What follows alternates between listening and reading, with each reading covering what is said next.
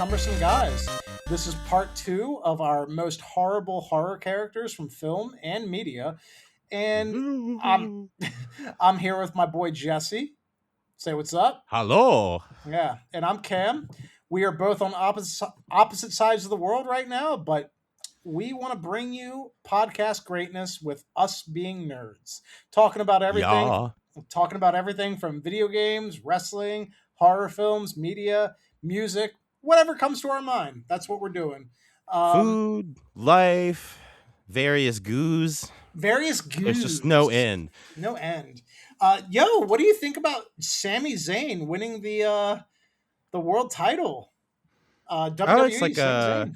I think it's pretty awesome. I kind of called it when we were talking about the pay-per-view, basically right when the main event was about to start. Was that yesterday? Yeah, Um and I saw that it was a Saudi pay per view, and it was a triple threat with Cody, Gunther, and Sami Zayn. And because it was a triple threat and it was in Saudi Arabia, it was just kind of like in Sami Zayn's.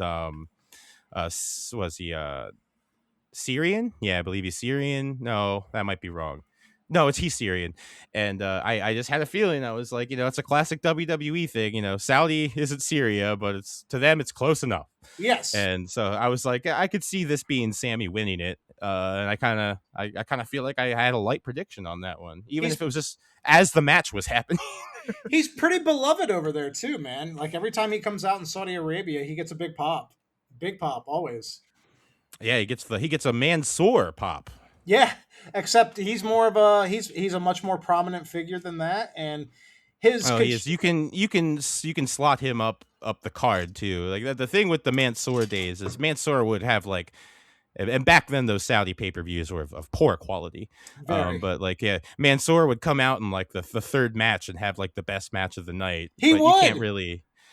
If you're a wrestling fan out there, Mansoor versus Claudio Castagnoli, who was known as Cesaro at the time, they had one of the greatest matches in terms of mid card pay per view matches during that time period, and it's a banger. And if you can go back and watch that, that's like the one good match to watch. But let's talk about Sammy for a second. We've both been following his career for the past 15 to 20 years. It's pretty Yeah, awesome. back when he was just a humble Mexican luchador by the Uh, name of El Generico. Yes, El Generico was one of the greatest babyface indie wrestlers of all time. His selling, his sympathetic nature, his goofiness, his mannerisms, everything came together in this really awesome bowl of underdog greatness. And we've seen him in so many classic matches, both live and on DVD, Hmm. across so many promotions. And I have to say, as a pro wrestler myself, a retired one, congratulations to Sami Zayn. He's one of the greatest to ever. Sami Zayn. He's one of the greatest to ever lace up his boots. He's got tons of stripes in WWE. He's done so many cool things. He's been part of so many memorable storylines. And I'm not one of those indie guys who's like, oh, it's all about the moves. No.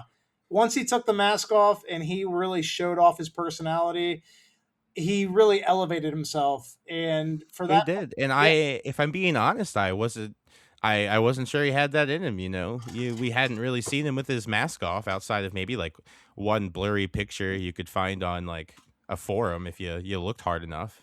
yeah, And he's not your conventional wrestler looking dude. So a lot of his charisma was from the cartoonish like luchador aspect of Generico. So it's like we didn't know what unmasked El Sammy Generico had was in going to store. be. We knew he was going to have good matches. We didn't know if he was going to be able to spark that sort of charismatic fire that's going to carry you as far as he's gotten in WWE, because we know how hard it is to make it in WWE, especially if you're an indie darling. And And I'm gonna have to give Jim Cornette the props here. He knew Sami Zayn personally, and he always fought to take the mask off. He's like, "Come on, man! Like this whole gimmick is holding you back. If we take this mask off, and you can actually show the audience the charisma that you show everyone else backstage, you'll be a star because you have unworldly strength for a man with your frame and your ability in the ring. I can never contest that. but your insistence on being in this generic luchador gimmick, it's gonna hold you back in the big time. And in retrospect, he was right. He was right, man. I don't think El He Generico was. would have clicked like that the way he did. Yeah, well, WWE wasn't gonna book him as Generico. Maybe they would now because they're a little bit more into bringing silly indie gimmicks in as is. But in the Vince days, that wasn't. There's no chance in hell. Yeah, man, But that was not going to be in the cards for him. And his debut was just, I mean, his NXT debut, building up to when Owens debuted, it's all pretty magical. It was his NXT days were the shit. You know, like he really made a. I don't even know how. back when NXT was something you wanted to watch. Hell yeah, dude. Hell yeah. So yeah. Anyways, congratulations to Sami Zayn. That's what's up. Uh, and you know, I know the title reign may not be that long, but who cares, man? Dude got his flowers finally. Yeah, that's what really. I mean, no one's expecting a fucking like a Bruno Sammartino goddamn title reign out of a Sami Zayn type. He'll have like maybe like a fingers crossed, like maybe a couple good months, probably less to be honest, but it's still awesome. Yeah, man, for real. So, anyways, this is part two of the most horrible horror characters. We last left off with Annie Wilkes from Misery, 1990, a Stephen King adaptation, and now it's time for Jesse's next pick. So go ahead. So we're going later into the 90s, at the tail end of the 90s, 1998, with some J horror, the J horror classic. Probably there's better J horror movies, but this is really the first big one that starts us off in that late 90s through thousands extreme J horror kick, where it was just so popular in America, both the movies themselves and the millions of shitty remakes they made of them. We're going with Ring, or Ringu, whatever you want to call it. What's her name? The character's name is Reiko Reika Asakawa. Asakawa. Reika Asakawa. This is our real, like this is about as niche wild card as a pick as we go. This is a very edgy pick. If I'm gonna be honest. Nah, not really. If you think I didn't like look up what are considered some of like the dumbest just characters and worst ones that do the shittiest things, and this didn't pop up, you got another thing coming. Okay, go ahead. Like Spit fire, Mr. Dragon. Okay, so we got Reiko Asakawa. She's the main character of Ring. She is a investigative reporter who is very, very wrapped up in her job in sort of a way that makes her just very cold to others around her in terms of getting a story. A couple of teenagers die. Well, one teenager dies from watching a videotape where after the videotape, in this movie, she's not told, like it's kind of unclear. In the American version, there's a call you get after you watch the videotape where it's like 7 days. This one, Yes. it's more of just like a strange sound that I think telepathically is letting these fuckers know they're gonna die in 7 days. Yes, So they have this girl, she basically has a bit of a spit back and forth with her friend about, you know, she alludes to this tape. She alludes to it. Yes. Yeah. And while they're talking, the tape comes to roost. It's this girl's seventh day, and she dies, and so she's friends with the son of this main character, Reiko Asakawa. So Reiko gets wind of it, and instead of being a very sort of like matronly, this is a grieving situation figure, she immediately jumps into investigative reporting it. This is a story for her. She jumps all in. And she's very unbelieving of the tape at first, that it could even be a thing, to the point where she's very dismissive to these teenagers, and they're all grieving because their friends are and dying. let it be known that one girl didn't just die; three other people, Yes, other three others teenagers have died. Yeah. And they're at this like funeral, and she's just going around and like badgering these fucking kids, and the kids are like, they're like they're like crying and they're sad. Yep. And she's just kind of like, well, tell me the goddamn story, which is really horrible thing to do to people. Very, very just a self-absorbed career move, which is kind of the main theme of Reiko. So she has a son. His name is she has a son. Yes, Yuichi. He's very kind of like, like very awkward, kind of closed off kid, probably due to the fact that he's got the whole his parents are split. His mom leaves him home. Although there's another bad Reiko thing. His mom leaves him home alone a lot. He's often just home. Like And she's out fucking like she's not promiscuous or anything, is she? Like she's just no, she's just out reporting. Like she just fucking like leaves him there. She's out reporting a bunch of shit. She she's leaves him like absorbed these into her work. she leaves him all these fucking like horrible microwave meals, and like she's out like this is where she is kind of not being promiscuous, but there's a scene where she's out just eating this really nice looking meal at a restaurant while her kid is just at home with like microwave sludge. Yep. Okay. Continue on. I've been there before. If as a child of a single mother, that shit definitely happens, and you're just Yeah, kind of man. like, My mom, my mom worked two jobs. She worked morning to late afternoon, and then I think by around like 1999, she went and worked for Comcast from 4 to 9 o'clock. So I never saw my mom. Like from 1999 to about like 2002, I would basically come home, and my grandma, she had Alzheimer's, and she was having mini strokes too. So basically, my brother and I were fending for ourselves when it came to coming home and making ourselves something to eat. And sometimes latchkey kids. what? Yeah, latchkey kids. That's what we were. And she would sometimes leave a meal in a crock pot, like some sort of like beef stew or something like that. But for the most part, we were microwaving hot dogs and using canned soups like Campbell's clam chowder and Firehouse Yeah. chili. Yeah. I will say earlier in my life, my mom was pretty good about the meals, but eventually she did take on jobs where it was like, yeah, I did have to fend for myself. A lot of ramen, a lot of just pimped out popcorn. Man, I would my mom never had ramen, and by the time I actually had ramen, I knew why. I was like, "Oh my god, this is like fast noodles." And in China over here, fast noodles are so cheap. It's the same price as ramen. You go and get them for like 3 kwai, which is basically like 40 cents. And Yeah. anytime you see people like throwing up on the side of the road, it's usually at 11 or 12 o'clock at night.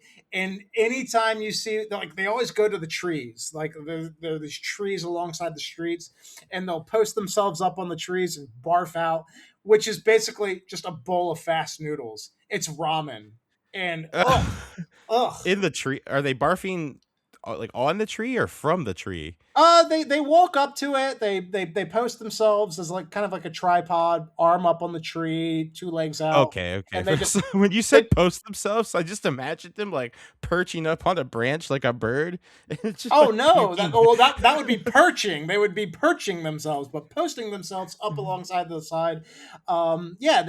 Anytime you see barf or puke in China, it's always ramen fast noodles. Yeah, Always. just noodles. Ugh. God. I've sent Jesse some pictures where I'm like, dude, look at the splatter. Like look at the splatter. It's so grandiose. It's just Anyways, moving. I live in America where all the vomit is just like it's that McDonald's chunks. And we also get to have in America, we have the luxury of being able to barf into grass. And there's no grass in China for the most part in the cities. Like, if, Oh, some poor yeah, fuck has to clean it up. yeah, dude, there's always, well, I don't know who's cleaning it up, but it's not pleasant. I don't know who's cleaning that shit up. Anyways, go on. So yeah, sure. She's leaving her son at home. Another thing about her, just to get her general character fleshed out. She's very demanding of everybody around her. I mean, she never really asks anyone for anything. It is just always like, and taking it for granted too. Just pure on like, yeah, just go do this. So she doesn't believe in this tape. She eventually goes to the cabin and finds the tape. Knowing fully about it and what it does, she just fucking pops that motherfucker right in. Uh, Watches that shit right then and there. Watches it right then and there, then immediately is like, "Oh fuck!" Like, Yeah. there's like no, like she gets the call and everything. So her next step is to immediately drag her ex-husband slash baby daddy into this entire mess Yep. and make him watch the video. Like, it's not even just come help me with this. It's like, hey, watch this video. She makes a copy of it, by the way. Just like, this is a copy that she's made that she shows him, which is like, why would you copy that fucking, like, is one not enough?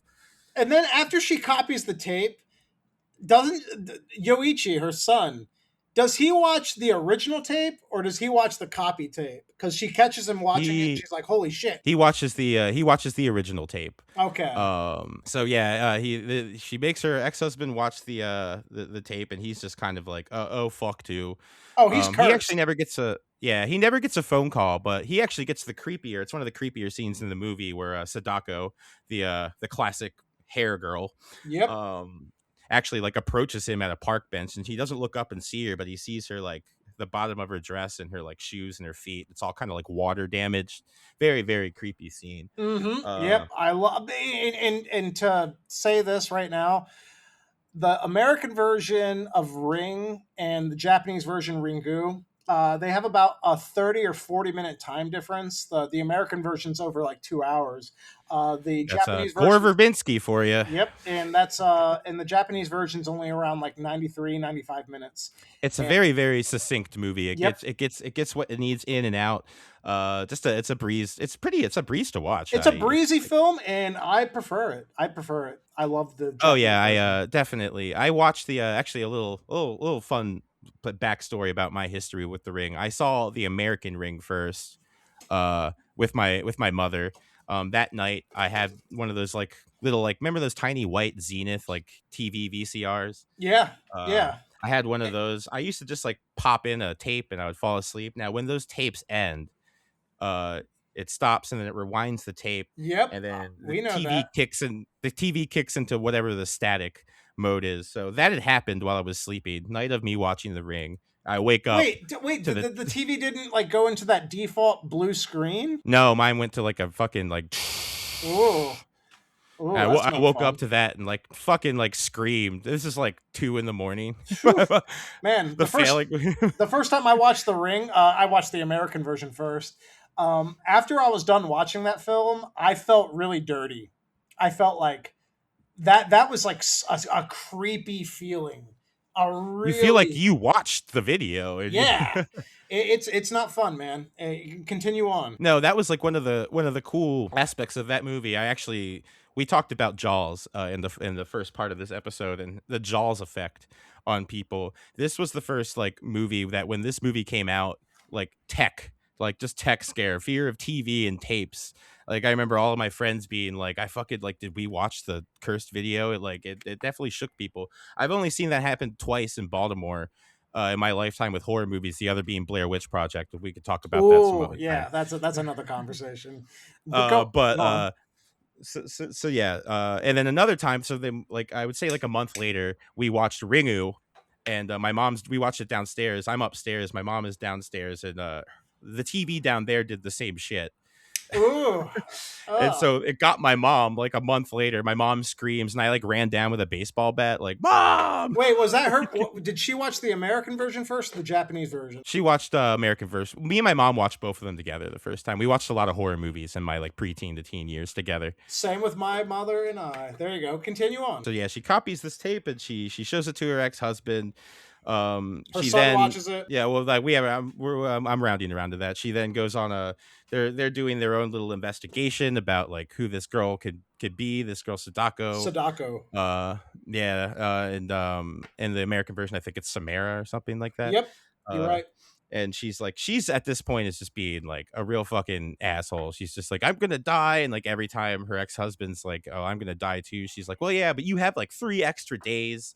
And just like, I mean, like, you got us all into this, motherfucker, and you made a copy of the tape, which is, I would say, like, near malicious. She doesn't discover that the reason for the curse, the reason to pass down, or the cause of passing it down is by copying the tape. By this point, she doesn't even But know just that yet. copying it, what I'm saying is just copying it in the first place is fucked up. Like, why would it's like Oh, you have like a that's where new. I come to blows with you here. She didn't know. She didn't know. Come on. Well, Let's give her a little bit of. she knew she was cursed. I mean, she doesn't even copy the tape in a way where she's like, I'm gonna copy this like video and show it to you, and that's gonna make it okay. She's just kind of like, oh yeah, I made a copy. Here, watch it.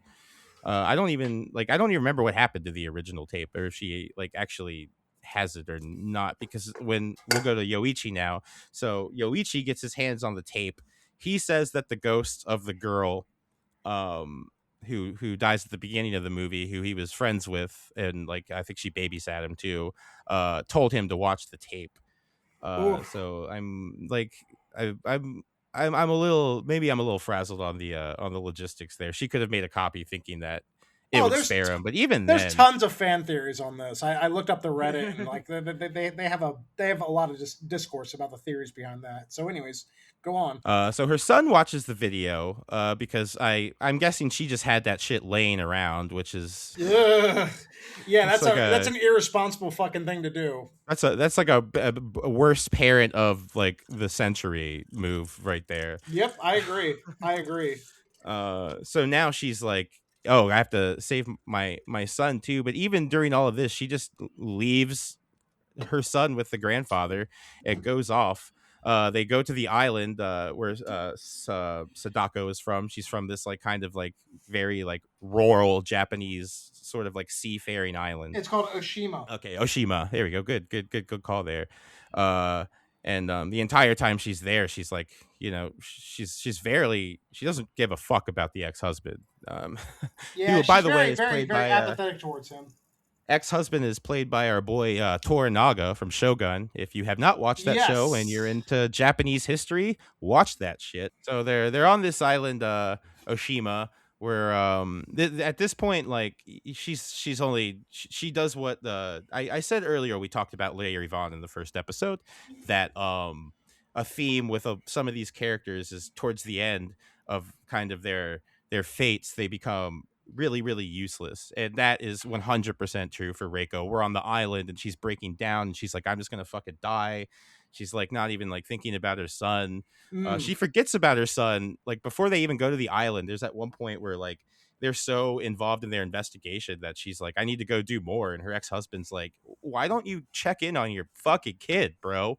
Yep, you're right. Okay, now it's all coming together. You picking her out as being an irresponsible parent and overall piece of shit. It's now clicking with me. I'm yes, yes. I'm Oh, digging I this. wanted to do like I didn't want like a super wild card pick, but I did want the wild card pick of like a main character that's not like Herbert West is a fucking, that's an extreme. Obviously, that guy's fucking nuts. But this is more of that kind of like, it's she's not blatantly evil, but she's like, she's not a good person. She No, not none at all. No. and she endangers everyone around her. So we're on this island where they learn that Sadako is the daughter of a of Shizuku like a Yamamura. yes, and her mother is basically a clairvoyant of sorts, She's got and ESP. yeah, and she predicts things for the village, and eventually the village like turns on her, and Sadako kills someone because Sadako is more powerful than her mother and has the power to wish death upon people by just looking at them, Yeah, they which is refer to crazy. her as a monster. Like once they confront the grandfather, I believe, on the beach, he's like she became a like we all figured she was a monster. That was basically Yeah, it with Sadako. and they find out that basically her father is the one who kills her and throws her in this well, which is why she's all waterlogged. And when she comes up and kills people, it's that famous image of the well on TV that she crawls out of. Also, to everyone out there, Sadako from the Ringu is basically the start of the whole Japanese stereotype of creepy little girl in horror films. If you've ever watched The Grudge, this is I think this is where it started. It is. It also I would actually have to I've deep dived into this before, but the whole like the whole hair thing is actually like that's like a classic Japanese sort of like ghost folklore sort of thing. That's like a sort of like, it's like a vengeful woman ghost basically, because Did that's you what the Grudge also is. did you know that in Hong Kong and China and Taiwan, the idea of a zombie is completely different than what we see it as. In Hong Kong, in Taiwan, and China, a zombie is like a creepy hopping creature. Like it's an undead hopping monster, and it hops like a bunny. Yeah. And that makes sense because most of the most Chinese depictions of zombies are in these kind of like grandiose sort of like Shaw Brothers style like supernatural kung fu movies basically, Yeah. where they're fucking like having full on like martial arts battles with these goddamn things. Okay, now there's some good Hong Kong flicks that like depict zombies in a really really creepy way where they're not doing MMA or martial arts or anything. But that's one of the things I wanted to bring up as a difference in cultural films. You know, like Southeast Asian films and American films, the way that we present certain monster stereotypes or archetypes, it's much different. So yeah, It's all informed by basically our socio-political things that we all go through, because horror is often just a mirror into that sort of stuff, and like all the cultural psychological shit that we all go through, but also it's different folklores. America has its own set of like folkloric creatures and things that we base our horror off of, and China has its own, and Japan has its own, and Europe has its own, and that's what makes international horror such a great like it's a great melting pot. hell yeah. So go All on. right, so we're we find out that the dad killed her. We get back. We burn her body or something like that. No, we don't burn the body. We basically put her. We think we put her soul to rest. Wait, they went underneath a cabin. They went under the cabin. That's an intense scene. Yeah, they get into the well. They find her body. She basically has a moment with the corpse, which is really gross looking. The And corpse's skeleton comes out and grabs her arm, and then she realizes, oh shit, this isn't even her body. This is her skeletal remains. and so she has a moment with the body where she's basically cradling it like a mother would, and they think that's all it. Yep. Skip forward, the ex-husband is just chillaxing, and This shit is his creepy. TV turns This is on, creepy. and this is in the American version. You at the beginning, you actually see Sadako come out of the TV. In this version, you haven't seen it until this very very end moment, and the Nope. TV comes on, and there's the well, and Sadako comes out. She's slowly walking towards the TV. She crawls out of it. Uh, a little dated He's effects, like but they don't look. crawling. Like, why is Yeah, he crawling? Why is he not getting on his feet? That's one of I the guess things. maybe the excuse I'll go with is paralyzed with fear, maybe. Okay, fair enough. Fair enough. And then he dies. So essentially, she gets her fucking ex husband killed. But through that, she learns that there's an indicator that she is no longer like Sadaku's spirit visits her or something, and she is no longer cursed. She accidentally found the way to do it, which is to copy it and then show it to someone Oh else. man, the scene in which she comes to that revelation, she gets his phone call because he calls her as he's dying. She goes to his apartment. The police are like, no, no, no, you can't go in there. She's like, that's my husband. She's like, his body's been taken away, so we never see him again. And that's when she goes home and she's like struggling with herself to like, what the fuck happened? Like, why did the curse get passed on to him? And then she sees in her CRT TV a reflection of him with a towel over his head, pointing at her bag. It's so creepy, man. I love that scene. Yeah.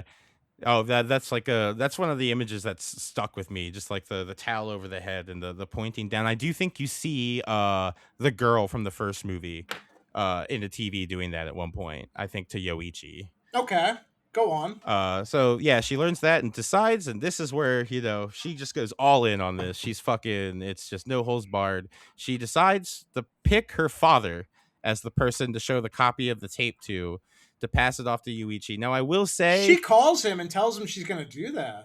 she tells him that like she never really has the full conversation with him, just that like she has something that he needs to do for Yoichi. Yeah. So like the conversation that they have is completely off camera and you don't know, but just the fact that it's like you could have like duped anybody, really, anyone in your life, your coworkers. Well, you got to think about from her understand or from her point of view. It's like if she tried explaining the situation to any other normal person in the world, they'd probably laugh at her and just tell her, "No, you're fucking crazy. What are you talking about?" No, but I'll like, just be like, yeah, look at this video. yeah, but like with her father, I think there's an understanding there that like something serious going on, and I don't know. It's left very open ended, and I never saw part two, so I That's have. a real hard thing to lay on your dad. I understand like borrowing some money, having to watch the kid for a while, but here, watch this fucking cursed tape because I fucked up. But I need you to watch this tape so that the curse gets passed away from my son onto you. And hey, Something bad. I mean, she didn't even say that. She didn't say there would be any curse or anything like that. It's very left. It's left open to interpretation, basically. It is. I just like that's like and that's the main point that people actually I actually think her actions, leading into all of this and just her recklessness and kind of helplessness after she gets everyone into it is what makes her a bad character. But I was definitely my internet search is definitely people look at the fucking father thing as kind of that's the real bad point. And it is Yeah, fucked up, but I think it's her journey to that really makes Reiko Asakawa a piece of shit, probably the softest piece of shit in this collection of people, but they can't all be pure I'll monsters. say this: you've sold it to me now. You've sold me on Reika Asakawa actually I being did. a pretty shitty I put on character. my Larry Vaughn jacket and sold it to you. Okay, you earned that one, homie. You earned it. Okay. All right. So on to our next character. I believe I am going into Stephen King's 2007 adaptation of The Mist, and The we're Mist. yes, one of the greatest films I've ever seen. Frank Darabont directed it, and Frank Darabont is known for Shawshank Redemption and Green Mile, which are two other masterpieces. But in Yeah. terms of horror, I think this, Shawshank Redemption is like in terms of like what I would call like Oscar bait, you do not get better than that. That is the peak of like Oscar fair movie. I love that film. It's my favorite film of all time. I'll just say that right there. I've seen it numerous times on TNT, but it wasn't until 2003 when Steve Poggi had me over at his house. And I was like, yeah, we're just kind of bored. And he's like, do you want to watch Shawshank? I was like, sure, why not? But then on this watch through, he was like commentating on everything. The warden, Byron Hadley, the nuances and idiosyncrasies of Haywood in Red, and just like everything started clicking for me. And I was like, damn, this movie really is the shit. Like, I've seen it because, back then we didn't have streaming. So if you caught Shawshank, you were catching it either if you knew it was coming on, you saw it all the way through, but most of the time you saw it halfway through, a quarter of the way through. But man, once I learned who Frank Darabont was in terms of the way he adapted film and his directorial knowledge and skills, like damn, homeboy has a skill. And The Mist was the last feature film he ever did. And the character in this film is named Miss Carmody. I don't believe she's given a first Yes. name. She's just known as Miss Carmody. Yeah, no, it's just simply Miss Carmody. It, There's no first name there. mm, and we're in a mountain town, a small little mountain town up, I believe, in what, Maine? It's Maine, right? Yeah, it's Stephen King, so it's usually Maine. Yep. Okay. And this mist comes into town. Well, basically, the main character, he wakes up, or a huge storm happens, and in the beginning of the film, he's like drawing this. I believe it. What's the? It's called the Dark Tower. Is that one of King's? Yeah, he's like a horror artist. Yeah, He does like horror posters and things like that as his career. and he's drawing a scene from the Dark Tower, one of the books, or the covers of one of the books, and a huge storm comes into town. A tree goes through his window, not destroys at least a quarter of his house. He then goes over to his neighbor, who is played by Andre Bauer. I believe that's his name, and he's Good these old two. Andre Bauer. Fun Andre Bauer fact: when I went to high school, he actually came to our school to speak. I actually got to meet him. Are you serious? He's Yeah, I'm the dead shit. serious. I went to Baltimore School for the Arts, art school, and most known for where Tupac and Jada Pinkett Smith went. Yes, Yeah. yes. That you Always have keep to keep drop ri- that one. keep riding that coattail of clout right there, my friend. Oh, I always say it with a scoff because I think riding the coattails on that is ridiculous, and that's all the teachers did the entire time I we were there. remember when I first met Tupac you. took a Tupac took a shit on that table over there, just like fucking like just Well, let's nonstop. keep it classier and say he had a cup of coffee. He he had a cup of had coffee. a cup of coffee on that table. All right. So, anyways, him and his neighbor obviously don't get along too well. They've been involved in some legal disputes with, just I guess you could say the the housing, the border between houses and trees and stuff like that have gotten in the way of them having a harmonious relationship. But, they're both feeling the effects of the storm. A tree has crushed his neighbor's car. The neighbor's tree has crushed their boathouse. And they're like, okay, let's go into town. Let's go to the supermarket. Let's get our rations because the power's going to be out for a while. As soon as they arrive at the supermarket, they're noticing as they travel there, there's military vehicles, police, like there's a lot of unusual activity in terms of authority figures uh, going back and forth on the streets. And once they get into the supermarket, the mist, which is this ethereal force that is seen earlier in the film, it's now enveloped the entire market. And the character that plays Dale, the actor that plays Dale from The Walking Dead, seasons There one are and a two. lot of Walking Dead people in this movie. Yes, That was like that's what struck me. Laurie Holden is in this. Dale. Who else? Who else is from The Walking Dead? Uh, the chick who Uh, plays Andrea is in it. no, that's Laurie Holden. Oh, Oh, that's Laurie the Holden. woman Yeah, that plays Carol. Carol. Carol. Yeah, Yeah. Carol. There we go. And she gets written out pretty early. She okay, basically Dale comes in She and plays an asshole of a character too. yeah, but at the end of the day, she kind of has a redemption at the end, which is unexpected. The ending is there's a great twist on the ending, and we're not going to spoil that. Anyways, basically, the character that plays Dale in The Walking Dead, he is basically playing the same character in The Mist. He comes in, he says, "There's something in the mist. Something is in the mist," and they lock down the doors, and there's obviously monsters out there, and everyone's scared. Everyone is perpetually frightened. And Miss Carmody, she This is is and this is when she first she's been pretty just kind of like a quiet babbling bitchy force at the beginning of the movie. She's like dressed like Aubrey Hepburn with her little fucking like cloth scarf over her head and her and thick glasses. I really hate the look of her face. I hate the pointed nose that she has. She has that like mousy nose that it doesn't go down. It kind of points upward, and it's just she looks like an unlikable person. And He looks like the character. They kept, I mean, like dead on visual casting mm, for this character. but she doesn't really have an effect early on. At first, you're just like, oh, she's just a crazy religious nut. Then they go into the garage. The main character and a couple others.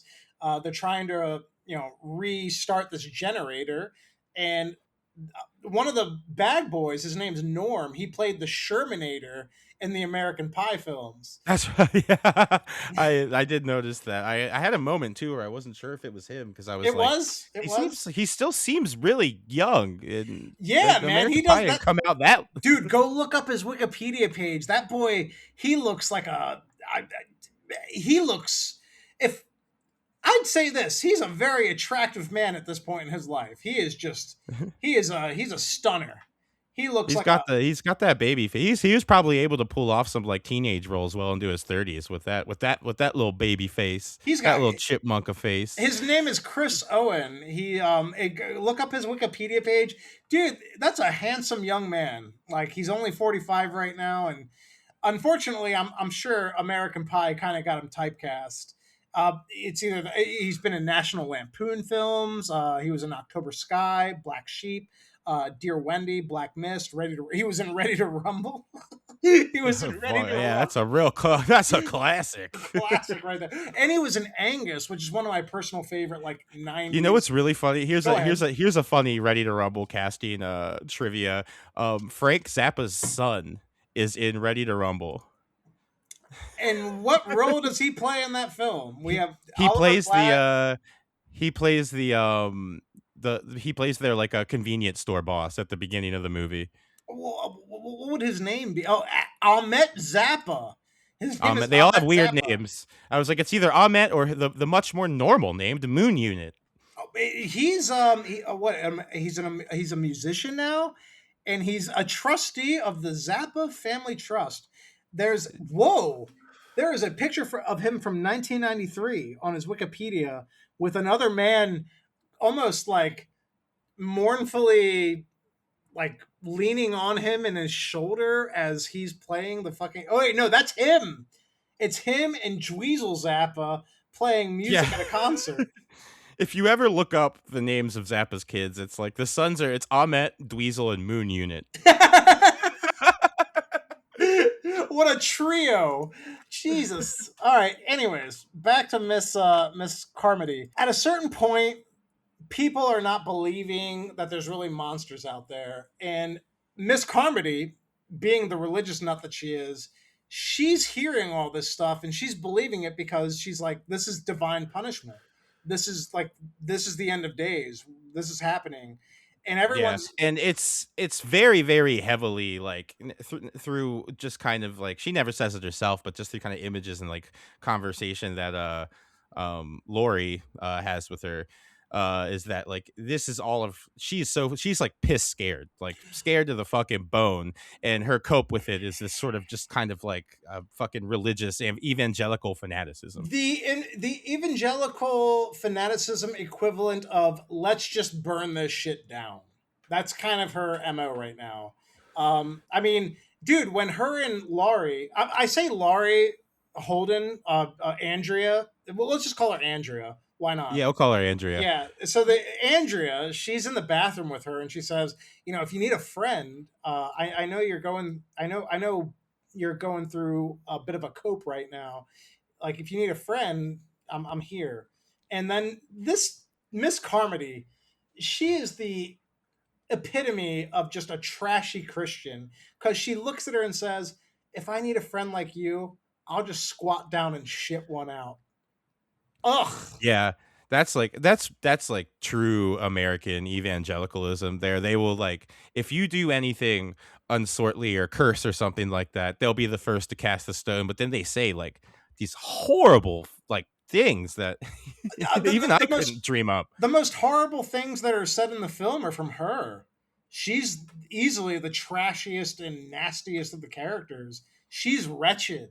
She is just out. Just For, for she's very for all outward. intents for all intents and purposes, she is the main antagonist. The mist itself is just kind of a backdrop for what's happening in the store. And that's a theme of the movie. It's like when we're put into a corner as a society, we crumble very easily. What was it that Tommy Lee Jones said in Men in Black to Agent K? Oh wait, it was J and K. So what does he say to him? He says, "People, a person is smart. People are dumb, foolish animals," and he's referring to us as a plural group. Like, Just yeah, collective. yeah, as a collective, we're just dumb, stupid animals, and we're dangerous. And this is a good microcosm of what happens in the mist.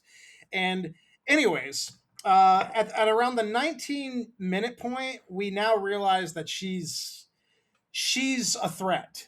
She's a threat to the civility of the entire group aesthetic, or Yeah, the group aspect of this it's like market closing. at worst she's like scaring the, at best she's just kind of scaring the kids and unsettling people, but at worst it's like slowly these people are actually starting to listen to what she's saying. And it really comes to a head when the pterodactyl monsters smash into the. First, the scorpion creatures flood the windows, and then the pterodactyls are feasting on them, and they break through the window. Then we have these like pterodactyl monsters coming in, and you know what, man? They fucking smash the freezer, and now all that ice cream is fucked.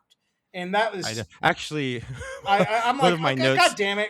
All that ice cream, man, it's there. What's funny is that we both took a note about of that. I know exactly what shot you're talking about. We both took Mm-hmm. a note about it, but from different angles entirely. Where you're like, "Damn, that ice cream." And my note was, "I wonder how that pterodactyl felt about the taste of Edie's. Was he like, damn, that's fucking pretty good?" Yeah, man, it had to be. I mean, shit, dude. These otherworldly, interdimensional monsters are They having don't a. got they don't got ice cream. They ain't got ice cream, man. They don't have the thought process to make that. But What yeah, if at the end of the movie is the pterodactyl just like takes a bite of some fucking like moose tracks and is just like, you know what? You guys are cool. All right, now, We're okay, going back off. if we're doing moose tracks, are we going Turkey Hill or Edie's? I just said Edie's because that's what the cartons look like. I Obviously, like but yeah, I specifically was like, oh, that's some Edie's. what's your favorite moose tracks brand flavor? Turkey Hill, Edie's. I don't think Ben and Jerry's Ooh. got one, but man, moose tracks, that's a hell of a flavor.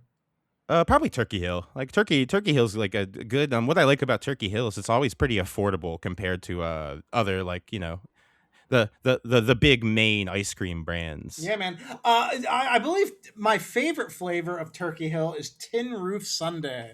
Have you ever had that? No, I Oh, don't even think I'm I've gonna look heard of that that. up for you. What's It's got chocolate covered peanuts in it and shit, man. Oh my god. I'm already sold. You just sold me on the Oh chocolate man. covered peanuts alone. All right, let me click into their website here because I got it right in front of me. Tin Roof Sundae, vanilla swirled ice cream with rich fudge and chocolate covered peanuts, and that was something my mom always bought, and I loved it. I loved any sort of chocolate covered nut, almond, peanut, almond, Pretzel whatever. Oh balls. yeah, man, pretzel balls. But yeah, that Tin Roof Sundae, man, it's got that. It's got a smorgasbord of Yeah, chocolate that covered sounds. peanuts. I'm into that. I'm like you. I was sold on the chocolate covered part. My favorite's like Chubby Hubby because of those giant fucking just like chocolate peanut butter filled fucking like Pretzels. pretzel balls. Yeah, man. Chubby Hubby's the shit. Anyways, Miss Carmody. Um, After a revelation of a tentacle actually existing, then we have the pterodactyls coming in. She is almost bitten by one of these flying scorpion creatures, and Yes. yes, That are like it's like an acidic poison too because it's already bitten someone and they just fucking like blubbed up and exploded I wouldn't basically. call that acidic. I would just say like it basically turns your body into a goiter. Like Yeah, it's you just become like a goiteroided. yeah, it's kind of like the creatures in Cloverfield. They bite you and then you just kind of like blow up and explode. Yep. Anyways, this creature crawls up her belly, and she's just spouting off some passages from the Bible, and it flies off of her, looks at her with its creepy skull visage, and then flies away. And she takes this as I am the chosen one. I'm not meant to die here.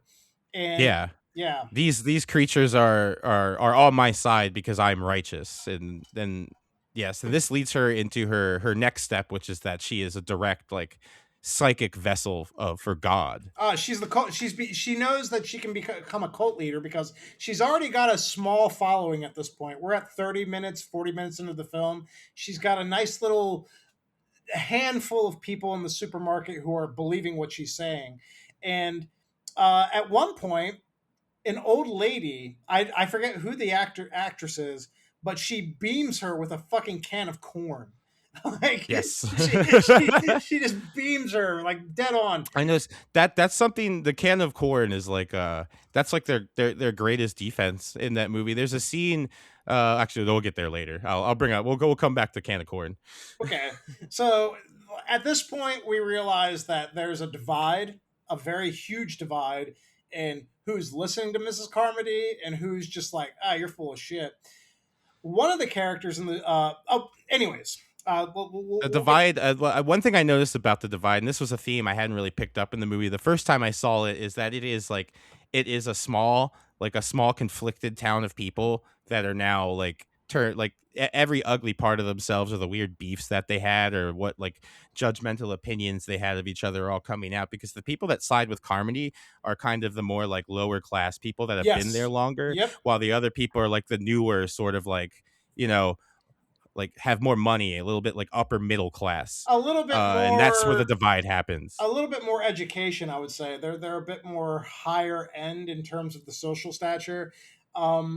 But the reason that the old lady throws the corn at her, I believe, is because her and the main characters group, they're trying to go over to the pharmacy and pick up some supplies. So they get out of there, they come back, and one of the characters that goes with them on this pharmacy expedition is what's his name, William. He plays Haywood in Shawshank. William Sadler. Yeah, William Sadler. He's like the most country bumpkin of all of them. And when he comes back after they've gone through this terrible ordeal with these spider creatures, they kind of fast forward a bit, like 8, 12 hours through time. And then at this point, she's got him praising to what's the word that they used? Epithea.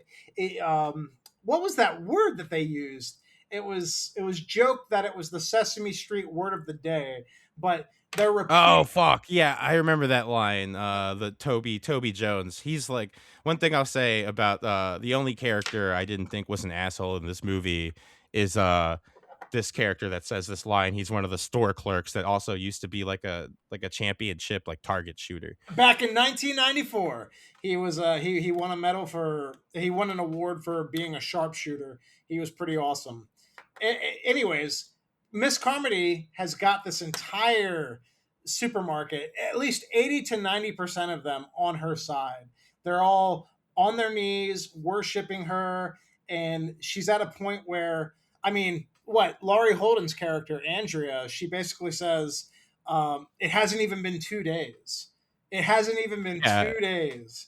and And it's William Sadler's character turning that like completely disenfranchises her, because up until they go grab the medicine and he sees these spider creatures, he was, I mean, he was a little bumpkiny, but he was a totally reasonable character. He was on their side. he was, man. He was. In terms of that role, he's perfect. Um, Everything now comes to a head when William Sadler's character overhears the military kid admit that there was like a military involvement in the mist being a thing. Like, and like after they come out, he snatches him and he drags him into the center of the cult, and then the Miss Carmody starts just belittling him and saying, And here's where like a point I wanted to make. While she is doing this belittling speech, she is drinking a just like a glass bottle of milk. And is there any person that drinks milk that isn't just like at least kind of unhinged? you got to think about it. She's drink. It's not just a glass of milk, dude. It's a bottle of It's like milk. one of those like old like fucking Old like old timey, timey yeah, milkman bottles. yeah, dude. Old timey bottle of milk that a I'm just milkman like would drop. Homelander. My I love my mother, but my mom drinks milk, and That's a you know thing. she can fly off the fucking handle. It's like Dude, people that drink milk are just a little crazy. what that's a trope, isn't it? Like drinking milk is like considered to be an antagonistic character trait, isn't it? Like that's a thing. Yeah, and I think that's because in our real lives, because everyone I know in my real life that regularly drinks milk they're a little off. Dude, I'm saying it. I love that scene in Seinfeld where Jerry is drinking a cup of milk and he just stops midway through and he says, "What am I drinking? Milk?" Do you remember that scene? What am I drinking? Milk? Yes. What am I drinking? Milk? What am I drinking? Milk? Fucking. Anyways, she gets up and questions why they want to leave because at this point the main character Andrea and the sharpshooter and the old woman, they're like, "We got to get out of here. We can't stay here anymore." Yeah, the This writing's on the wall at this point. Yeah, This is the moment. it's a dangerous situation. And Miss Carmody basically says, "Nah, you ain't going nowhere." They've already And this stabbed is the where the military kid. They stabbed him. yeah, He's dead. and then they sent him out to the creatures because Oh, they found out that the military was behind whatever experiment opened a portal that like to another dimension that let this fucking mist out. So we end up in this standoff no, no, now no, no. between I want to touch on the military kid's demise real quick. When he okay, speak, yeah. I sent you a picture earlier today, and I didn't want to have a back and forth on it, but is it me or is he giving the concert mosh pit stage dive demon hand gesture, like the demon horn gesture there? Yeah, the horns, the devil horns, a Yes, little yes. bit. Yeah, Uh, he was rocking and rolling on his way out, man. I think he was, man. Anyways, uh, Carmody so stops the crew and she says, "Where are you guys going? You're not going anywhere." And and the when this happens, this is when this happens, one of the members of the normal like good people, it's a real slight moment, but it cracks me up now that we've talked about corn as a weapon. He picks up a can of corn right next to him, ready. He's ready. He's got his corn ready. He He's is. battle hardened. And she basically goes into this monologue where she says, every day we have to make a sacrifice, and today we want your boy. Like, she's like, grab the boy, grab Yeah, him. that's when you just it like cult morality in general. There's varying levels to how evil your cult is. I think the highest level is once you've reached the sacrificing children phase. Yep. Is And the that's oh, she doesn't just go there. Immediately she says, and grab the whore. Laurie Holden's character. She's like, grab the yeah, the whore. grab the whore. Okay, so at this point, within like 10 seconds, we've gone from let's kill the boy, now grab the whore, kill her too, and then in 2 seconds later, she says, kill him all. Yeah, I she's mean, just like within 20 drunk on seconds, power. we go from grab the boy, kill the whore, kill them all. And now it's fucking serious. And Miss Carmody at this point has whipped up her side of the supermarket cult into such a frenzy that they're willing to do anything for her. And Ollie, I believe his name's Ollie, the Yeah. sharpshooter, he shoots her through the bottle of milk into her stomach. You know, he shoots the bottle of milk right through into her abdomen, and then she goes down to a knee, and homeboy just cocks back, dead shots her in the head. Boom. Yeah, he puts her down cold. Puts her down cold, Cold. man. And then he says, Hell of a thing. I, Hell of a I, thing I, taking a man's life. It's a hell of a thing killing a man. a hell of a Gumby reference right there. Gumby meme reference right there. One of my favorite lines in the film is right after he kills her, he's in shock of what he's done. He's killed a human being, and he says, I killed her. And then David, the main character, he just says, thank you. Thank Yeah, you. like Thank you. Thank you. Thank you. And that is the end of Mrs. Carmody and her terror. well, Go yeah, on. we'll block it off there because if you haven't seen the movie, we don't want to spoil the ending. Stephen King himself said that if you spoil the ending should of be this hung. movie, that you should be hung. You should be hung until you're not breathing anymore. Hung by the That's the quote. The exact quote is, "Hung by the neck until dead." Hung by the fucking neck until good dead. old dramatic ass Steve. All right. So moving on. Stop here. Well, one thing before we go ahead. well, let me throw a little let me throw a factoid out real quick. One cool thing about The Mist is the book actually is what fully inspired Half-Life, the video game. Just the idea of opening like a government sort of agency opening a portal to another world that just lets out all these like fucked creatures. This That is was on record, directly. Yeah. This is directly inspired by The Mist. When did The Mist? When was it published? I like that. It's like the 90s. It was a short story. It was part of his short story collection, Skeleton Key, which I think is his best short story collection. No, it's if you not like the short 90s. stories. It was from The 80s? 1976. The Mist? Oh, fuck. Originally written in 1976 in the summer. Skeleton Key, I believe, was released. When was that book? Skeleton Crew. Skeleton Crew, sorry. Skeleton Key is a shitty thousands horror movie. Skeleton Crew is an anthology. 1985. It's 1985. So it was the thing with the horror short story collections is many of the short stories were written for like a magazine or a publication or something years before, and then they just throw it all into a big book later. Dude, this has got The Mist, The Monkey. What else are we? The Raft. Oh man, yes. Wow, this is an anthology of really good stories right here. Nice. Yeah, Stephen grab that. Skeleton Crew is that's top notch King. I gotta get that, man. I gotta read that. That sounds right up my alley. Ladies and gentlemen, the final pick tonight is Jesse's, and he picked a banger because between him and I, this might be our favorite film on the list. Yeah, this is it's perhaps definitely the most niche and esoteric film on the list, but I mean, it's Mandy, by the way. We're going to the modern sort of indie art house horror phase we find ourselves in now. The neon, the psychedelic horror. Psychedelic horror.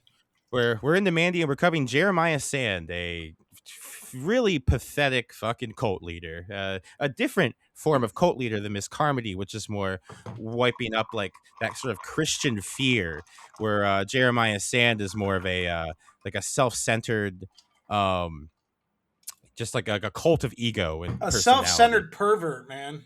That's what he is. He's just he's completely into himself. He believes himself to be. I mean, what can you say? He's a loser. He's an obvious loser. He's a drug abuser, constantly on He acid. is one thing I noticed on this is like he is I didn't quite notice it the first time. I did notice that, you know, he's drugging all of his he has all these followers who he's just got on just I mean like military industrial grade strength fucking acid. But he himself is like practically crippled like with acid. He's just like fucking like he's laying down and sitting down and he doesn't have much like There's no energy. physical Yeah, like he there's no anytime physical prowess. anytime he's in a car or any shot where he's actually like laying still, he's either laying down or he's slumped over. He's slumped over in the car. He's laying down in the bed, ordering people around. A cult of about 4 or 5 people. Yes, it's a smaller cult. It serves no real it's not a doomsday cult. It's just his own personal little, you know, do this for me. You know, he has some kind of like, you know, we will all ascend one day when we die. But, you know, he's not trying to kill them all because he's just enjoying like using them to boost his ego and do all of the weird shit he needs them to do. I think he So we uses it as a way of. I mean, it's never really explained what the actual contribution of the cult is, but I think this is his way of, in his midlife crisis period of his life, being able to have sex with young women. Like, Oh yeah. That's definitely a part of it, but we'll flash into that. We'll start off with our movie. We've got I believe he's like an ex sort of Marine is what yes, I said. And he is found he's since retired from that life and he has found his girlfriend Mandy, his who name is is this Red Miller. Red Miller. Okay. I actually never got his I never took his name down. I just referred to him as Nick Cage in I my keep notes. these notes, homie. But yeah, you can call him Cage. Go ahead. It's Nicolas I, Cage. I I had most people's names down. For some reason, I just did not fucking. I just Nick Caged them. Well, I yeah, I just mean, Nick Cage is Nick Cage. I mean, he's kind of a he's a force. You know, anytime Nick he Cage is. is in He's a movie, we don't even refer to him by his character's name. He's just Nick Cage. yeah. He because he plays Nick Cage too. He's like he's. I call them prolific actors. You know, they just play like they're prolific actors that just play themselves, and Hmm. they're greats. You know, the Harrison Fords, the Christopher Clooney's. Walken. Christopher Yeah, Walken. Christopher Walken, Jack Um, Nicholson does it to some extent as well, but you know Willem he's just so Dafoe. masterful at it. Could we lump Yep. in Willem Dafoe there? Yeah, oh, yeah, 100%. They just they know what they're doing. And they're just a very charismatic and odd person themselves, and that carries their characters because He's you just want to see them. he's eccentric. That's what he is. He is. So he's now settled down in this nice forest. It's I mean, it is 1983. nice. It's 1983. Yes, we're in the 80s. He's with his girlfriend Mandy, who's he's found she is a very very traumatized kind of like heavy metal chick. 80s, you know, she's wearing her Motley Crue Super or Black cool. Sabbath shirts. She's Yeah, super cool. she's like dream. They are like relationship goals. Their back and forth is like there's not much of it, but it's all very very funny, and they're very very in love with each other, despite both of them being these very kind of like visibly broken people. Yes, So it's a perfect match. she's strolling along in the forest, like getting back to her house one day when Jeremiah and them drive by. Jeremiah sets his sights on her, and he is immediately like, I need her in a way that's like really unhinged. She's like literally like I can't move or eat or sleep. I can't live just knowing she's out there and not mine. Sort of this like very controlling. And no, ladies and gentlemen, the scenes where we are introduced to Mandy and we grow up with her for the first like 20 to 25 minutes of the film, we are under this ambient synth wave, not synth wave, but ambient synth music and this color scheme that's used throughout the film that really just encapsulates her character. Her It's character is very so much dreary. the way it's shot is very it's a very Kubrick styled art house film of very intentional shots that they shot over and over again and took hours to fucking set up, where it's just like it's everything, not one piece of the shot is hasn't been taken into account for, like the trees in the background, that they thought about them, And, and the lighting. and while we were watching it, I told Jesse, I said, this movie is very Full Metal Jacket in the fact that the first act is there's such a canyon of difference between the tone of the first act and the second act that basically it's almost like two different movies. It is, which is another very Kubrickian quality. A lot of his movies, there's a first act that builds things up, and then the second act is just like it dives into a whole other like theme and sort of chaos, and that is exactly what Mandy does. Once Jeremiah sees her, there's this shade of red, and and it locks in on her and pauses when they meet when they have eye contact. It's this impending sense of dread, like once he sees her and she An passes by. overwhelming sense of An dread. overwhelming sense of dread. What we really need to do is create a powerful sense of dread. Peep show reference there, people.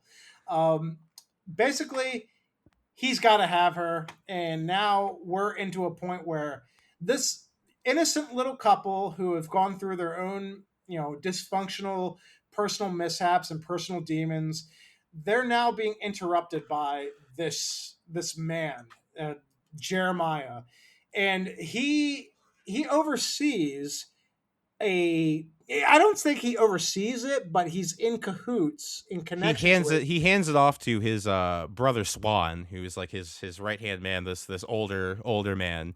He hands it off to him. He summons the Black Skulls, which are, and these guys they're like these fucking demonic, brutish warriors who've just been like mutated and warped by like intense amounts of just bad acid. Yes, and like it specifically said that they were given like bad acid that was meant to like fuck you up and make you go crazy. They just continuously are like taking this shit. They're cannibals, because when they call them, when they summon them, they sacrifice the Jonah Hill guy. He's like this. Yeah, the poor fat kid. What's he called? Like, they call him like Piggy or Porky or something. Yeah, they call him like just Fatty or Porky or something like that. Basically.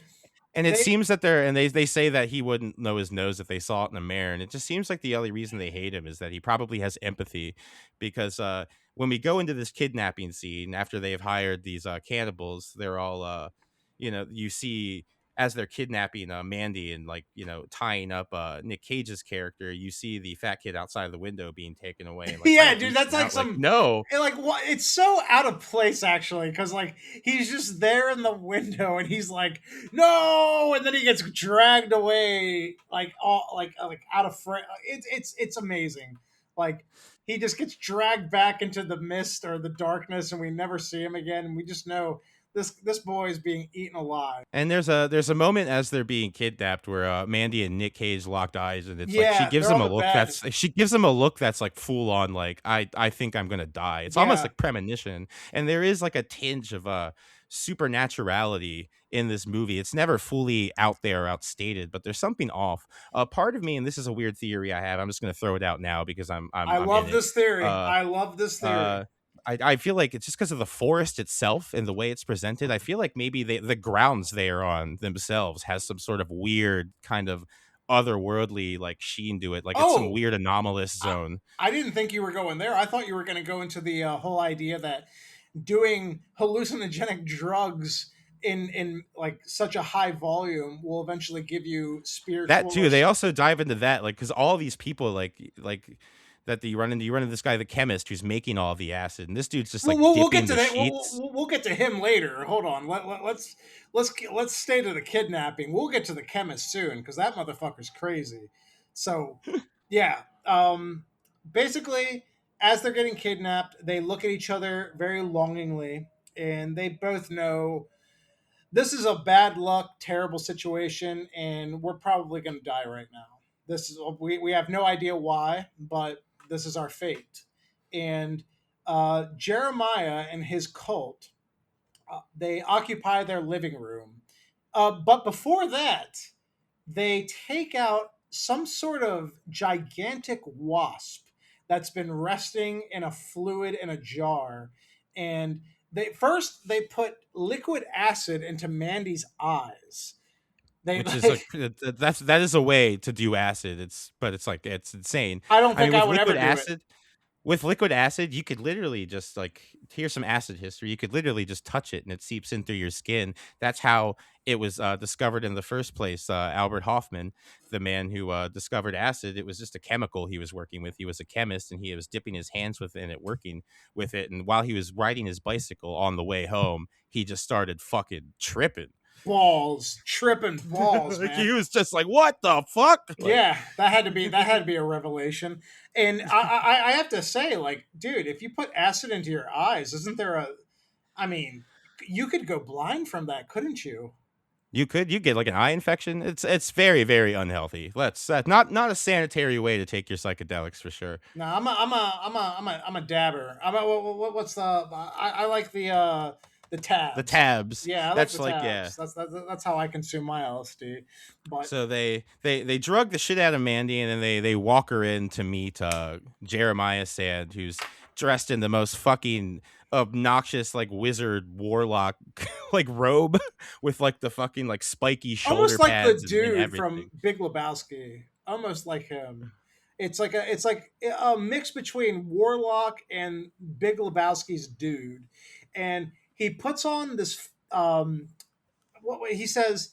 Have you ever heard of the The what's that? Carpenters. The Carpenters? Yeah, he said. Have you ever heard the Carpenters? Love them, but then he puts on his own song that's obviously being written by him. And ladies and gentlemen, this is about as low rung 60s, 70s poppy folk, Peter, Paul, Mary, Go ahead, Chapin, man. Go Carpenter ahead. shit. Like, I mean, Go ahead. it's full on like you've got the it's not even a guitar, it's like a fucking like lute.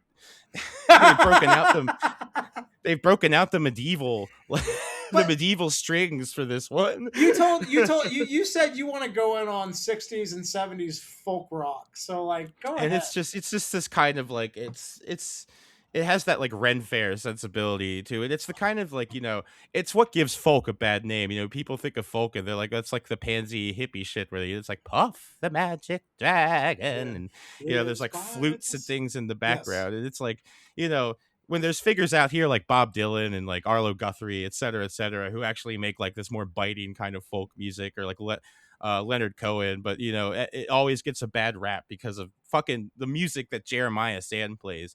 His music is the biggest crime he has committed. I would agree. I would fully agree, because that song, what is it? Jeremiah Sand. The lyrics are so. Is a righteous man. Good God.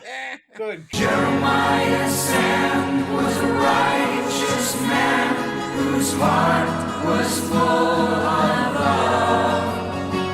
He wandered the land on the shifting sands, searching for a dove. God, man. Oh, this is and Mandy, and while he's doing this, he is stroking himself off. He's just like, this is a long monologue. This is a long monologue. And this is where you learn, this is actually something, this is what I was referring to earlier. This is where you learn what really happened to Jeremiah Sand. He was a failed folk musician who could not take his rejection from the industry because his music was absolute bullshit. And so he kind of just got these delusions of grandeur and God. And he starts doing acid and he has this cult. And it's all just a Band-Aid for his failures as a musician. It's like, that's how small and petty he is as a character. He's pathetic.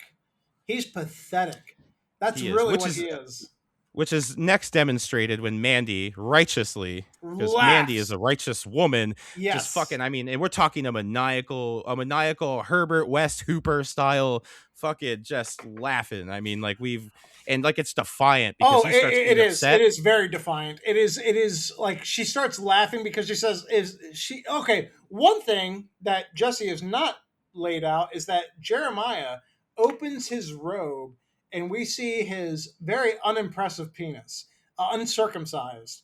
And I forgot about the average dick. Yeah, he presents it to her. I don't care if he's a grower or a shower, but this was not impressive.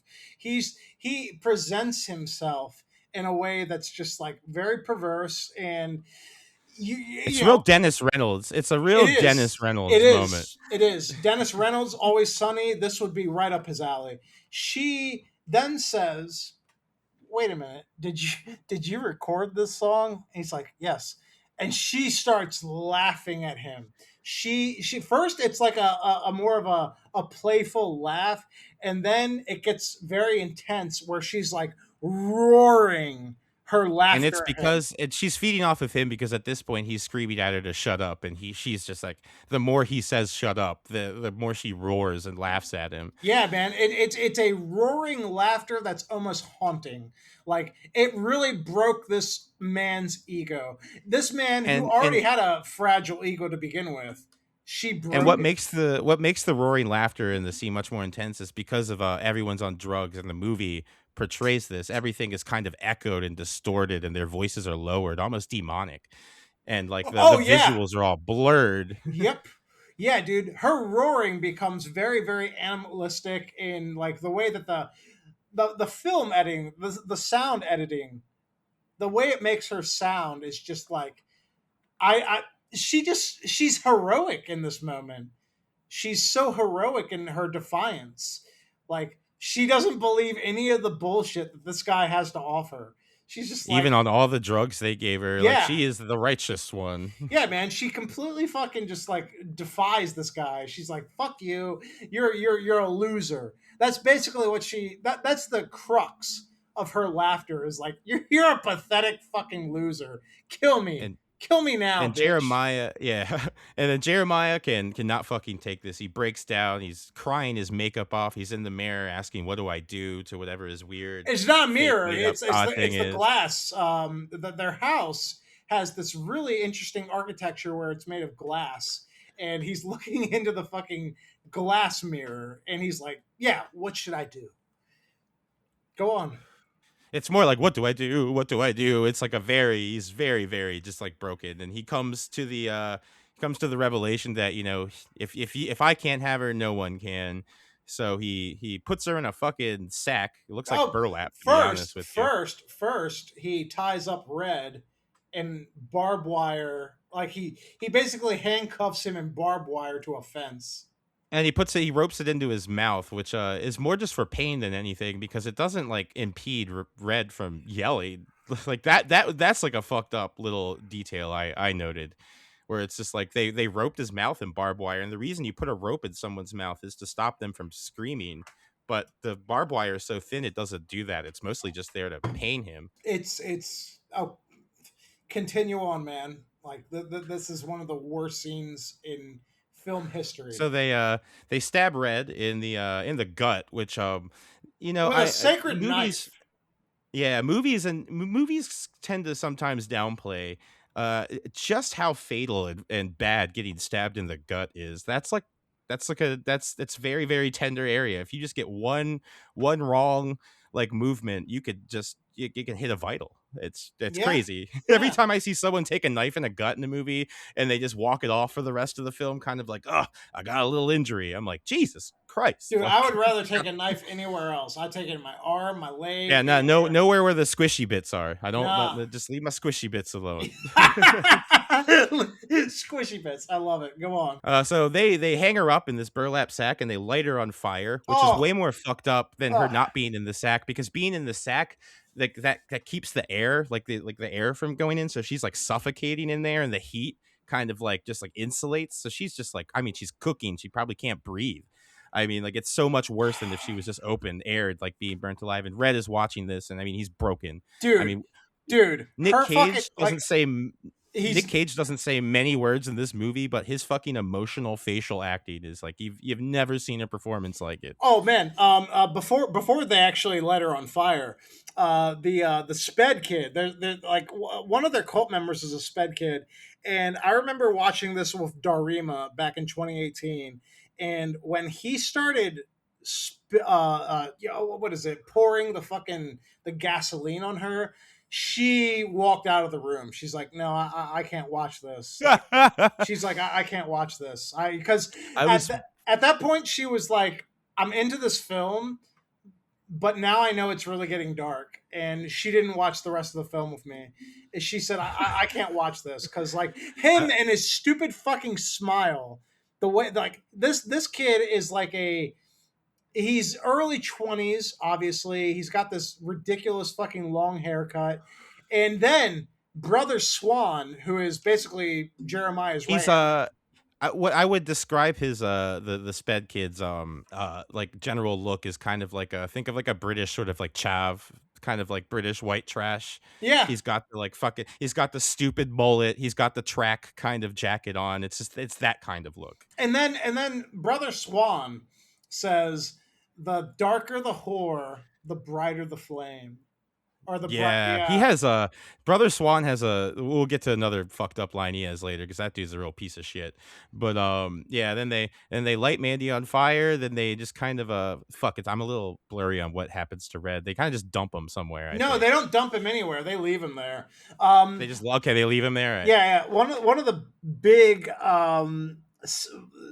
visuals in this effigy, this burning, is when the the fire has now gone through the body bag, and the plastic from the body bag has melted to the top half of her face, and all you can see is her teeth and mouth, and she's like obviously saying something, but you can't hear it because they mute her audio, and she's saying something, and it cuts to Nick Cage's character, and he's roaring some sort of unheard, just guttural, just growling at her, and it's just so depressing. It is one of the most fucking visceral and just inhumane deaths in film history. And meanwhile, the fucking chainsaw dude is holding the rope as she's writhing in pain and squirming. I mean, it is just, it's unheard of. It's unbelievable.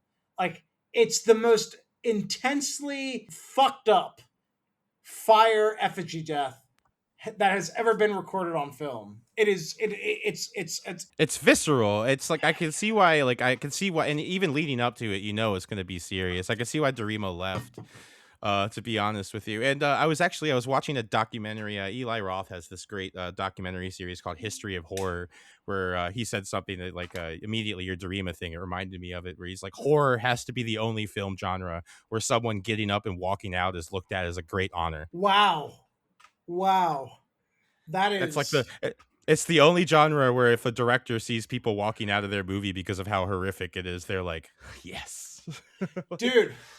I remember coming back into the room after the film was finished, and she said, I couldn't finish that's terrible. Like, she like Darima Darima's my ex-wife, and she had a very, very limited like she had a very limited threshold on horror, and she had watched like It Follows, The Thing, The Mist.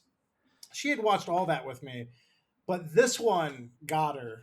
This is a whole other level than those. That's more like those are your conventional kind of horror movies. They hit shock less, and it's more about the tension and the stories being told, and the cool creature or whatever.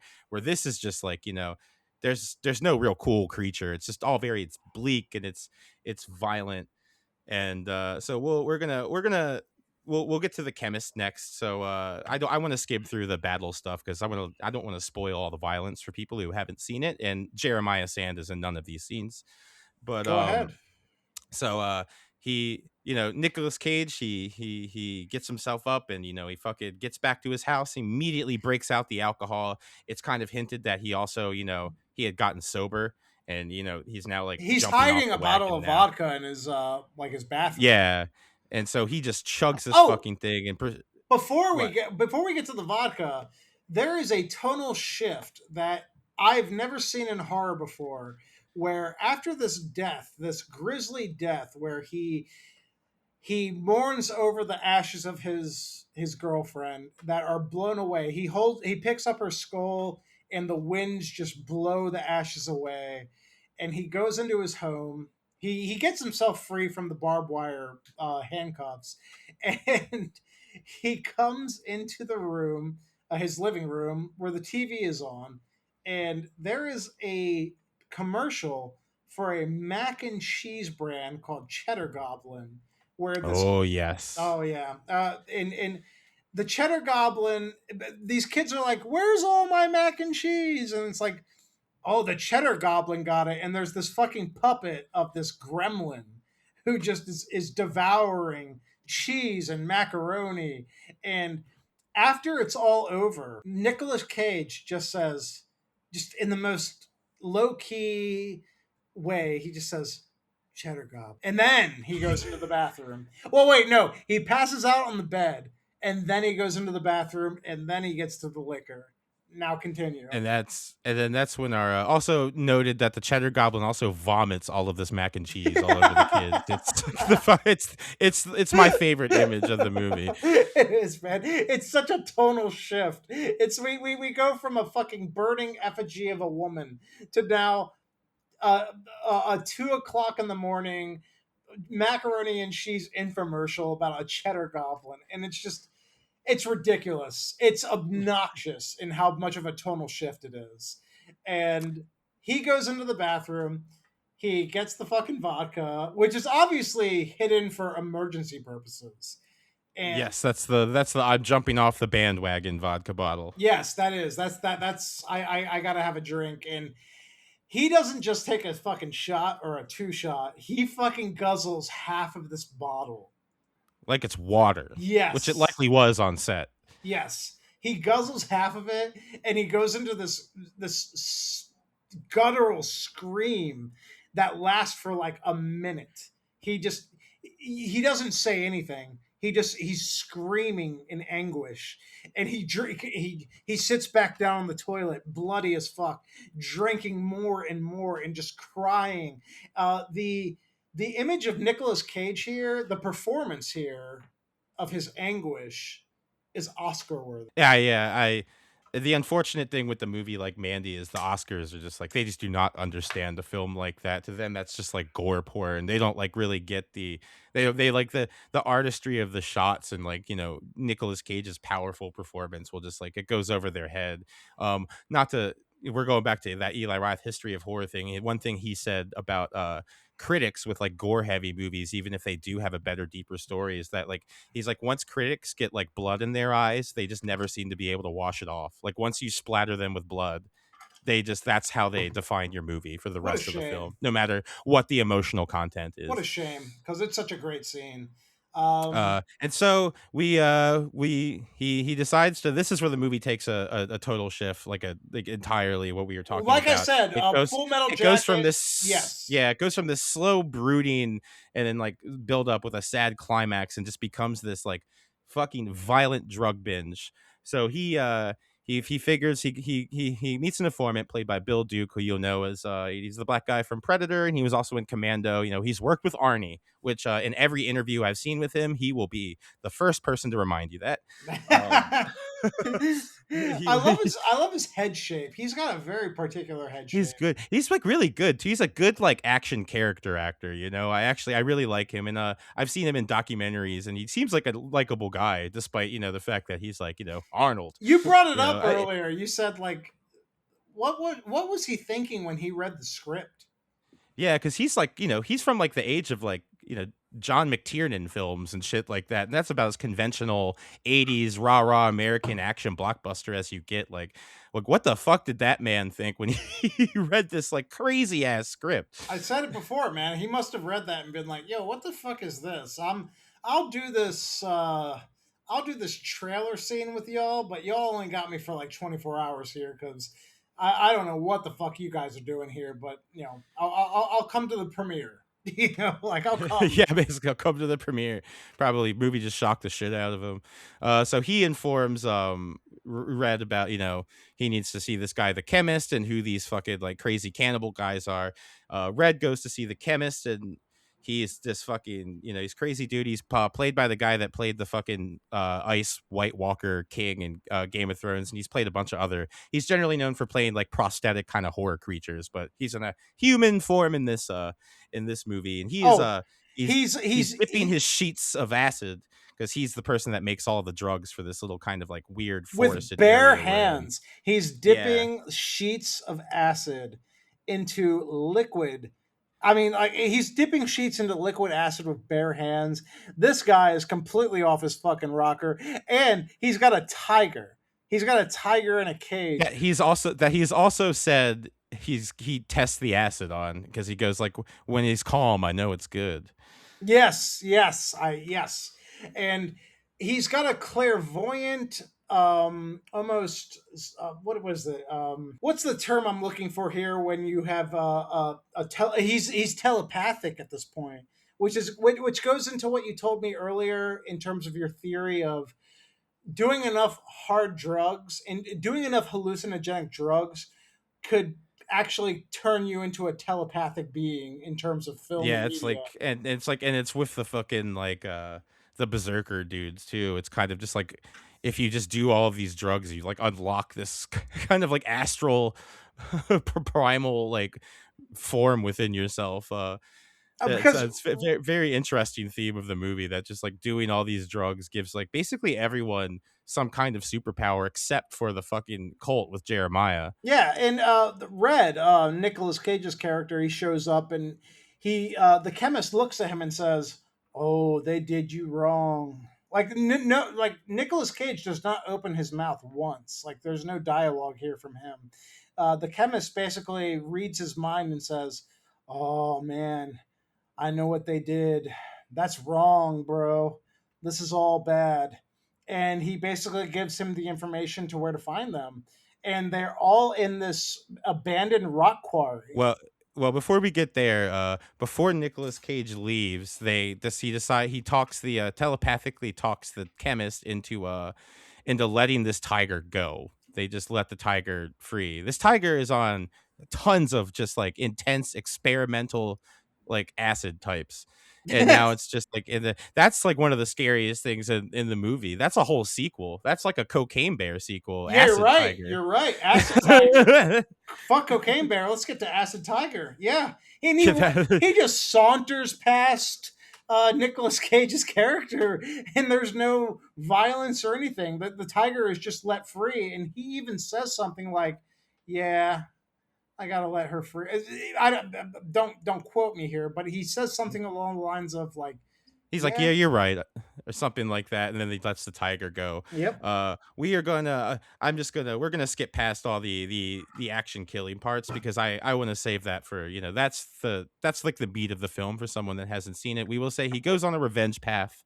He's doing way more fucking drugs when he takes down the berserker dudes. He finds a jar of just this, like, it almost looks like Vaseline. It's just rancid like psychedelic sludge." that's what I called it last night. He takes a finger dip of it, and that shit just like shoots him into a fucking stratosphere. Like it's like DMT Oh, or dude, something. I have the immediate visions that he has are of the what is it, Temple of Doom or Raiders of the Lost Ark, where the skull just starts melting. Like yeah, it's like a full. It's like I took that as what the visual metaphor probably was, which is that shit just fucking melted his brains, man. Yeah. Like that was he just got melded. Like okay, so Nicolas Cage is in this house with the Black Skulls, where their lair is, and after he's done doing what he needs to do, he picks up this fucking mason jar of this gray silverish black sludge, opens it up, and as is alluded to earlier in the film, he's probably an ex psychedelic druggie, and he just takes like a thimbleful, and just touches his tongue, and he immediately just it hits him. Most psychedelics like acid, mushrooms, they'll hit you within like 30 or 45 minutes. This shit hits him like boom, right then instant. Instant fucking like just an instant trip, and an insane one too. And also I do love that because it's like that is a very accurate portrayal of just like when you're in a bender like that. Yeah, if you just come across a drug on a table, you're gonna just pop that in there and see what happens. It's go about your day. very Kenny Jackson. Very Kenny Jackson. So he takes out, he takes out all the cult members, which I won't go too into it. There is a chainsaw fight. We'll save the details for it for you to go watch. He makes his way to Jeremiah. We're in this like canyon, and we're at a temple now. Quarry. Jeremiah's It's a moved quarry. to this It's like a quarry. it's a quarry. Okay, a quarry. The cannon's less impressive cousin. There you go, Yes. a little fucking like a little ecology joke for you guys. The quarry Hey. is a canyon's less impressive cousin. I like it. And we're at Jeremiah Sand, who is just in his underwear, tripping balls in this fucking like cave. I thought he was naked. Wasn't he naked? Wait a minute. No, he's got like a weird sort of like it's like one of those like old style of underwears. It's just like a wrap. It's kind of like just like wrapped around you. Okay. And he beheads the witch. He before he meets Jeremiah, he beheads the witch. It's the witch, and he throws the witch at him, which is funny because Jeremiah's reaction, he's just like, oh no, and he kicks the head. Goes Homelander here. Jeremiah gets on his knees and starts going full Homelander, the boys finale, and's like, yes, what do you want from me? I'll suck your fucking dick, man. Goes for the full suck your dick. And this is this is the third time we've covered this theme in this two-parter, where at the end, when brought to the consequences of their action and fate, these characters often just become sniveling, worthless nothingness. Yes. When it's time to meet the consequences. Yes, man. But after he says, I'll suck your fucking dick, he then switches gears and goes back into his power stance where he's like, you worship me. I'm not gonna bend down to you. You're gonna bend down to me. And Nicolas Cage, he's squeezing his head, and yeah, this is a full classic Blade Runner style, just like head squash. Yeah, man. Cage just grabs his skull, and as he's having his diatribe about how powerful he is as a person, as a spiritual leader, Cage just thumbs his eyes, crushes his head, and just turns it into goo. Nice goo. And it's like, it is very well. The reason I said Blade Runner, if you see Blade Runner, the famous scene of Rutger Hauer, which also I do want to say, this Jeremiah Sand performance reminds me very much of the Rutger Hauer performance in Blade Runner. This definitely, the actor even lightly kind of has like, he's got the same sort of, I think they're both Swedish or something like that, but they've got similar vibes, and he goes down the way Rutger Hauer kills the character of Blade Runner. It's like, it is just a very close up, blood flowing, eyes, like finger in the eyes popping, just like pool of blood. It's always spectacular. Nothing is better than a good fucking like head crush in a movie. Yes, I agree, man. Nothing's better than a full on just gooey head crush. Just it's so satisfying. Because he deserves super satisfying. Yeah, it's super satisfying with a character like Jeremiah, who's just like talking the most like pathetic shit while it's happening, and you're just like, it's always satisfying to see a villain go down like that. Just that slow squeezing death. Then Cage burns it down. He burns it all down. Yeah, he burns it all down, and that brings Mandy to a close. I mean, like, I watched this last night, and I was reminded that this is like a top 5 movie for me, like of all fucking movies. Just truly amazing film, just beautifully shot, well performed, really violent and grim. If that's too much for you, maybe not your tour of film. I'm not going to say this is like an accessible piece of artwork.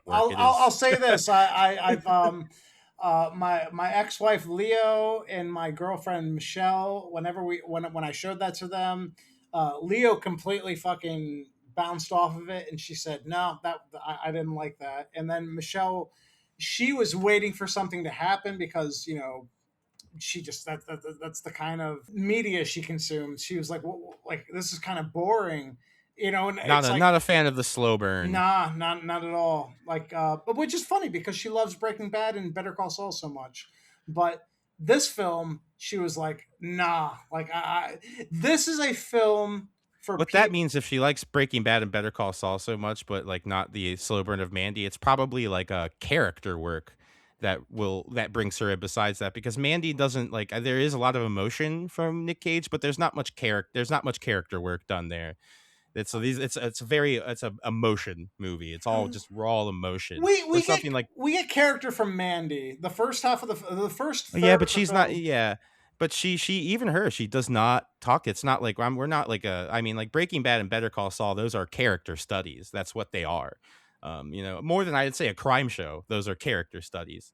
And I think that's kind of like if it's going to be a slow burn, Michelle just needs like just a lot of character forming and like learning the quirks of all the characters and fully fleshing them out. And that doesn't happen in Mandy, but Mandy doesn't need to be that movie, you know? Yeah, I agree. Anyways, we finished Mandy. We finished our most horrible characters in horror films. We hope you really enjoyed this because this was something for us that we've been looking forward to. This it was an idea I proposed about 6 weeks ago, and now it's come to fruition. And Jesse and I are as being as cumbersome as we want to, but god damn it, we really hope you like the journey. Oh, because I sure had fun as hell recording all of it. Yeah, You know, this was my favorite episode, probably.